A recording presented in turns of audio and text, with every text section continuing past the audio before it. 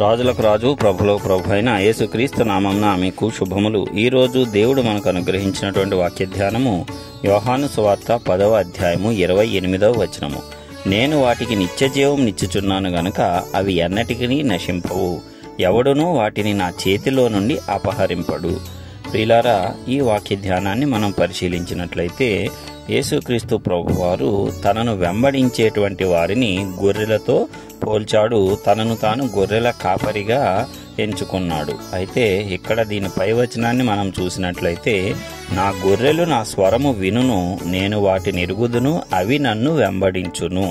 ఎందుకంటే ఆయన మాట విని ఆయన వాక్యాన్ని అనుసరించి దానిని నమ్మిన వారందరూ కూడా దేవుణ్ణి ఎరిగి ఉంటారు, ఆయన వారిని ఎరిగి ఉంటాడు. కాబట్టి మనమందరము కూడా దేవుని యొక్క వాక్యాన్ని నిజంగా నమ్మితే ఆయనను వెంబడించే వారముగా ఉంటాము. ఎప్పుడైతే ఆయన స్వరాన్ని గుర్తుపట్టి ఆయన వాక్యాన్ని గుర్తుపట్టి ఆయనను వెంబడిస్తూ ఆయన మార్గాన్ని అనుసరిస్తూ నడుచుకుంటూ ఉంటామో మనకు ఆయన దేనినిచ్చాడంట?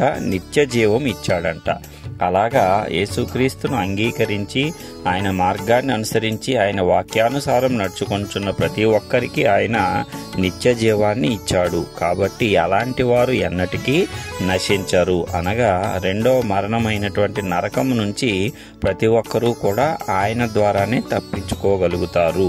ఎన్నటికీ నశించకుండా ఆయన నిత్య జీవాన్ని ఇస్తాడు. అదేవిధంగా ఎవడునూ వాటిని నా చేతిలో నుండి అపహరింపడు. ఒక్కసారి నీవు దేవుని చేతిలో గనక వెళ్ళినట్లయితే, ఆయన యొక్క నిత్య జీవాన్ని నీవు స్వాస్థ్యంగా పొందుకున్నట్లయితే ఇక ఎవరూ కూడా నీ యొక్క స్వాస్థ్యమును అపహరించలేరు. అపవాది ఎన్ని ప్రయత్నములు చేసినా సరే దేవుని చేతిలో నుంచి నిన్ను వాడు తీసుకొని పోలేడు. కాబట్టి ఇంత గొప్ప ధన్యతను దేవుడు మనకు అనుగ్రహించాడు.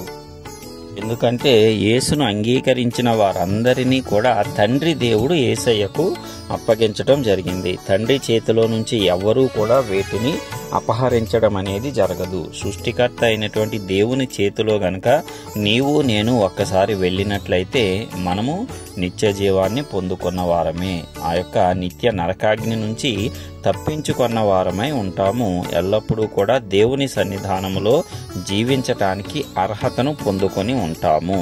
అయితే మనము ఆయన యొక్క స్వరాన్ని వినాలి, ఆయన యొక్క వాక్యం ప్రకారం ఆయనను వెంబడించాలి, ఆ మార్గాలను అనుసరించి నడుచుకోవాలి. అప్పుడు మాత్రమే మనకు ఆ నిత్య జీవం అనేది స్వతంత్రించుకోవటానికి అర్హత అనేది వస్తుంది. కాబట్టి ప్రియులారా, ఏమాత్రము కూడా దిగులు చెందకుండా ఇప్పటివరకు నీ పరిస్థితులను బట్టి లేక నీ యొక్క జీవన విధానాన్ని బట్టి కృంగి ఉన్నావేమో, అయితే దేవుణ్ణి నీవు అంగీకరిస్తే అన్నిటికంటే గొప్ప బహుమానాన్ని నీవు పొందుకున్నావు. ప్రస్తుతము నీకు ఏ బహుమానము లేదు అనేటువంటి స్థితిలో నీవు ఉండవచ్చు. నాకు ఆర్థికంగా ఆశీర్వాదం లేదు, అనారోగ్యంతో నేను సతమతమవుతున్నాను, ఏ రకంగానూ నెమ్మది శాంతి లేదు ఈ లోకంలో అనుకుంటున్నావేమో. కానీ వీటన్నిటికంటే ముఖ్యమైనది పరలోకములో యుగయుగములు దేవునితో కలిసి జీవించేటువంటి గొప్ప అవకాశము. దానినే నిత్య జీవము అంటారు. అలాంటి దానిని దేవుడు నీకు ఉచితంగా ఆయన కృప ద్వారా ఆయనను నీవు అంగీకరించి వెంబడించుట ద్వారా ఇచ్చాడు అనేటువంటి విషయాన్ని గనక నీవు జ్ఞాపకం ఉంచుకున్నట్లయితే ఈ లోకంలో ఉండేటువంటి తాత్కాలికమైనటువంటి శ్రమలను నీవు లక్ష్య పెట్టవు. ఎందుకంటే ఈ లోకంలో ప్రతి మానవుడు జీవించేటువంటి కాలము స్వల్పకాలమే.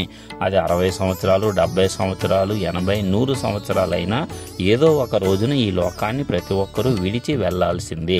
ఈ లోకాన్ని విడిచి వెళ్ళిన తరువాత ఉండేటువంటి జీవితము, దానిని గురించే మనం చింతించాలి. నిత్య జీవాన్ని పొందుకుందామా, నిత్య నరకాగ్నికి పోదామా అనేది మనము నిర్ణయించుకోవాలి. నిత్య జీవాన్ని ఎలాగూ పొందుకోవాలో ఇక్కడ వాక్యం ద్వారా దేవుడు సెలవిచ్చాడు. మరి కాబట్టి రాబోతున్నటువంటి ఆ మహిమ నిత్య జీవాన్ని స్వాస్థ్యాన్ని పొందుకోవటానికి ఇక్కడి లోకంలో ఉండేటువంటి శ్రమలు తాత్కాలికమైనవే. మనం శరీరంలో జీవించున్నంత కాలమే ఆ యొక్క శ్రమలకు మనము లోనవుతాం తప్పిస్తే మనము దేవుని చెంతకు చేరిన తర్వాత ఏ బాధ, ఏ శ్రమ, ఏ దుఃఖము ఉండదు. ఎల్లప్పుడూ సంతోషము, శాంతి, సమాధానము, ఆనందమే కలిగి ఉంటుంది. కాబట్టి మనము స్వతంత్రించుకోవలసింది ఆ నిత్య జీవాన్ని. దేవుని యొక్క కృప ద్వారా దానిని మనం ఉచితంగా పొందుకునే అవకాశం ఉంది. కాబట్టి ఏ ఒక్కరూ కూడా అవకాశాన్ని జార విడుచుకోవద్దు. దేవుని యొక్క కృపను మనం అందరము పొందుకొని దేవుని యొక్క నిత్య జీవంలోనికి మనమందరము ప్రవేశించి ఆయన స్వరాన్ని గుర్తుపట్టి ఆయన మార్గంలో నడుచుకుంటూ ఆయనను మనము ఎల్లప్పుడూ కూడా అనుసరిస్తూ నాశనము నుంచి తప్పించుకొని నిత్య జీవంలోనికి ప్రవేశించడానికి పరిశుద్ధాత్మ దేవుడు సహాయం చేయాలని నజరేయుడైన యేసు పరిశుద్ధ నామమున అందరి పక్షమున విజ్ఞాపనము చేయుచున్నాను. ఆమేన్.